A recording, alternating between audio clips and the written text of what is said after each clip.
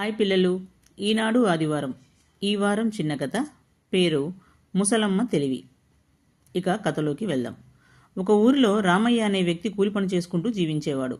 ఒకసారి పని మీద నెల రోజులు పట్నం వెళ్లాల్సి వచ్చింది.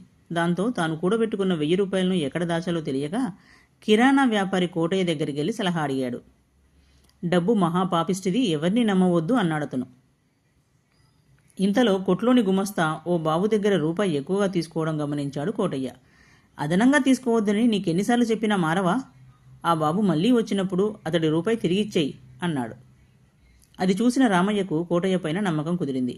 డబ్బు మూట తెచ్చి ఇందులో 1000 రూపాయలున్నాయి, నేను తిరిగి వచ్చే వరకు దీని బాధ్యత మీదే అంటూ దాన్ని కోటయ్య చేతిలో పెట్టాడు. నేను పరుల సొమ్మును తాకను, కావాలంటే మీరే మా పెరట్లో మీకు ఇష్టమైన చోట గొయ్యి తవ్వి ఆ మూటను అందులో పెట్టుకుని వెళ్ళండి అన్నాడా వ్యాపారి. సరేనంటూ పెరట్లో ఓ మూలన ఆ మూటను పాతిపెట్టి వెళ్ళిపోయాడతను.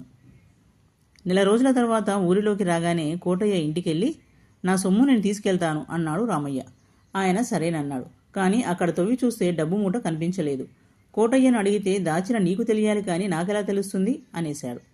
మోసపోయాననుకుంటూ బాధగా ఇంటి దారి పట్టాడు రామయ్య. దారిలో ఎదురుంటి ముసలమ్మ కనిపించి దిగులుకు కారణం అడిగింది. విషయమంతా చెప్పాడతను.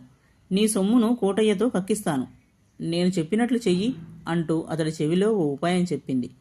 ఇంట్లోంచి కొన్ని నగలు తీసుకుని కోటయ్య దగ్గరికి వెళ్ళి, నా కొడుకు పట్నానికి వెళ్ళి వారం రోజులైనా తిరిగి రాలేదు, వాడిని వెతికేందుకు వెళ్తున్నాను, నేను వచ్చే వరకు ఈ నగలను దాచగలరా? రామయ్య కూడా తన డబ్బు మీ దగ్గరే దాచాడని తెలిసింది అంది. మీ నగలను మీ ఇష్టం వచ్చిన చోట పాతిపెట్టుకోండి అన్నాడు కోటయ్య.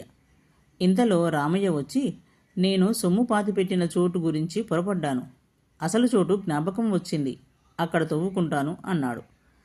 అతడి డబ్బును నేనే స్వాహా చేసినట్లు లోపలున్న ముసలమ్మకు తెలిస్తే ఆ నగలను దాచకుండా వెళ్ళిపోతుంది అనుకుంటూ కంగారు పడ్డాడు కోటయ్య. వెంటనే నాకు అదే సందేహం వచ్చి మరో చోట తవ్వి చూశా, ఇదిగో నీ డబ్బు అంటూ అల్మారాలో దాచిన మూటను అతడి చేతికిచ్చేశాడు. పథకం ప్రకారం ముసలవ్వ బయటకొచ్చి, రామయ్య వచ్చావా, నీకు పట్నంలో నా కొడుకేమైనా కనిపించాడా అని అడిగింది.